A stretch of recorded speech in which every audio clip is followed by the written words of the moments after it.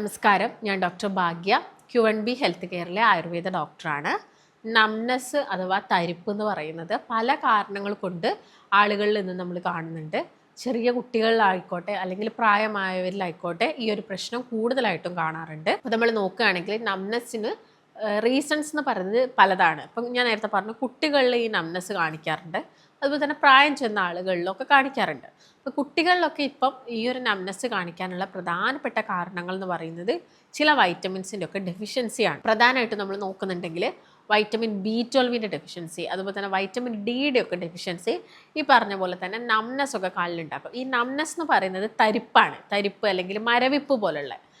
അതുപോലെ തന്നെ നമ്മൾ കോമൺ ആയിട്ട് കേൾക്കുന്ന ഈ തരിപ്പ് അല്ലെങ്കിൽ മരവിപ്പ് കോമൺ ആയിട്ട് കേൾക്കുന്നത് ഷുഗർ പേഷ്യൻസിൽ നിന്നാണ്. ഈ ഷുഗർ ഉള്ള ആളുകൾക്ക് അല്ലെങ്കിൽ കുറേ വർഷങ്ങളായിട്ട് നിൽക്കുന്ന ഷുഗർ പേഷ്യൻസ് ഒക്കെ ആണെങ്കിൽ അവരിൽ കാണിക്കുന്ന ഒരു പ്രശ്നമാണ് ഈ തരിപ്പ്.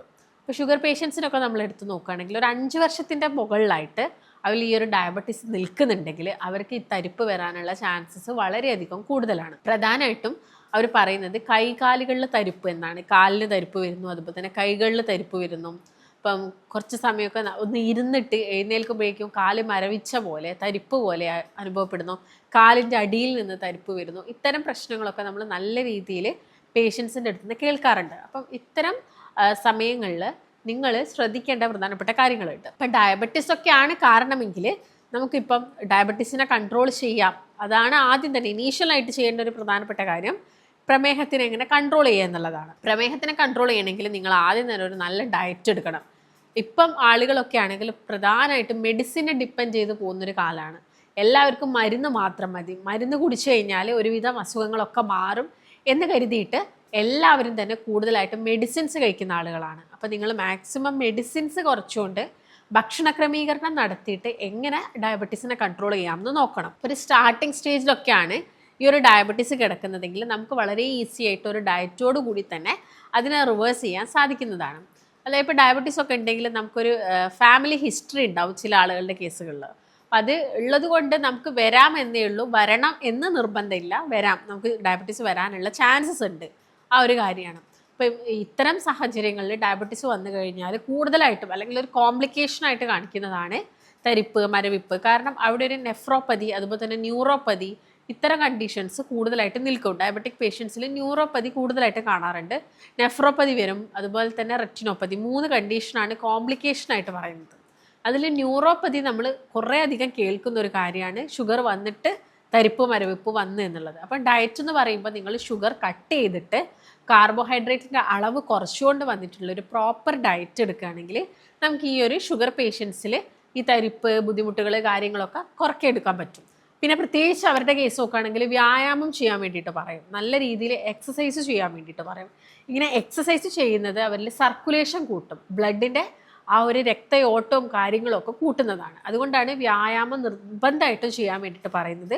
അത് നിങ്ങൾ എന്താണെങ്കിലും ഒരു 45 മിനിറ്റ് മുതൽ 1 മണിക്കൂർ വരെ ആയിരിക്കണം നിങ്ങൾ ചെയ്യേണ്ട വ്യായാമം. അതിൻ്റെ കൂടെ തന്നെ നിങ്ങൾ ഡയറ്റും എടുക്കുക. ഇപ്പോൾ നിങ്ങൾ മെഡിസിൻസ് ഒക്കെ സ്റ്റാർട്ട് ചെയ്ത ആളുകളാണെങ്കിൽ നിങ്ങൾക്ക് മെഡിസിൻസിൻ്റെ ഒക്കെ അളവ് കുറയ്ക്കാൻ വേണ്ടിയിട്ട് ഈ പറഞ്ഞ പോലെ തന്നെ ഡയറ്റും എക്സസൈസും ഒക്കെ ഫോളോ ചെയ്യുകയാണെങ്കിൽ മരുന്നിൻ്റെ അളവ് നമുക്കിങ്ങനെ താരതമ്യേന കുറച്ചുകൊണ്ട് വരാൻ സാധിക്കും. ഇപ്പോൾ ചില ആളുകളൊക്കെ ചോദിക്കാറുണ്ട്, ഇപ്പം ഡയറ്റ് അല്ലെങ്കിൽ മെഡിസിൻസ് സ്റ്റാർട്ട് ചെയ്ത് കഴിഞ്ഞാൽ കുറേ കാലത്തോളം മെഡിസിൻസ് ഇങ്ങനെ കഴിച്ചു പോകേണ്ടി വരും എന്നുള്ളൊരു കാര്യം. അപ്പോൾ അത് നിങ്ങൾക്ക് ഇങ്ങനെ മെഡിസിൻസ് കഴിക്കേണ്ടി വരുന്നത് ഈ പറയുന്ന പോലെ പ്രോപ്പറായിട്ടുള്ളൊരു ഡയറ്റും എക്സസൈസും ഒന്നും നിങ്ങൾ ചെയ്യാത്തത് കൊണ്ടാണ്.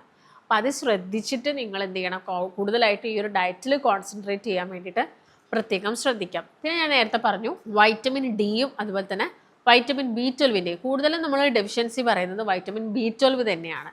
ഈ ഒരു കൊബലമൈൻ എന്ന് പറഞ്ഞ വൈറ്റമിൻ കുറഞ്ഞു കഴിഞ്ഞാൽ ഡയറക്റ്റ് ആയിട്ട് ഇത് നമ്മുടെ നെർവ്സിനെ ബാധിക്കാനുള്ള ചാൻസസ് ഉണ്ട്. അതുപോലെ തന്നെ ഈ B12 കുറയുമ്പം പല ആളുകൾക്കും ഈ വൈറസ് സംബന്ധമായിട്ട് ഗട്ട് സംബന്ധമായിട്ടുള്ള പ്രശ്നങ്ങൾ വരാറുണ്ട്. അതുപോലെ തന്നെ ഞരമ്പ് സംബന്ധമായിട്ടുള്ള പ്രശ്നങ്ങളൊക്കെ വരുന്നത് B12 കുറവാണ്.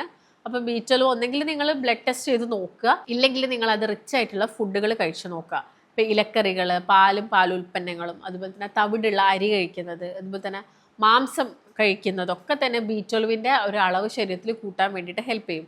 ഷെൽ ഫിഷുകൾ കൂടുതലായിട്ട് കഴിക്കുക. ഈ നമ്മുടെ കക്ക, ഞണ്ട്, ചെമ്മീൻ, കടുക്ക, ഇതൊക്കെ നിങ്ങളുടെ ഭക്ഷണത്തിനകത്തുനിന്ന് ഉൾപ്പെടുത്തുക. പാലും പാലിൻ്റെ ഉൽപ്പന്നങ്ങളും, പാല്, പനീർ, ചീസ്, ബട്ടർ, നെയ്യ്, ഇതൊക്കെ ഭക്ഷണത്തിലൊന്ന് ഉൾപ്പെടുത്തി നോക്കുക. അപ്പോൾ അതൊക്കെ കുറേയൊക്കെ ഉൾപ്പെടുത്തുന്ന സമയത്ത് തന്നെ നമുക്ക് ഈ പറഞ്ഞ പ്രശ്നങ്ങളൊക്കെ കുറേയൊക്കെ കുറയുന്നതായിട്ട് കാണാൻ സാധിക്കും. കുട്ടികളിലൊക്കെ മിക്കവാറും ഈ വൈറ്റമിൻ B12 ഡെഫിഷ്യൻസിയാണ് ഇത്തരം തരിപ്പ് അല്ലെങ്കിൽ മരവിപ്പ് പോലുള്ള പ്രശ്നങ്ങളൊക്കെ ഉണ്ടാക്കുന്നത്.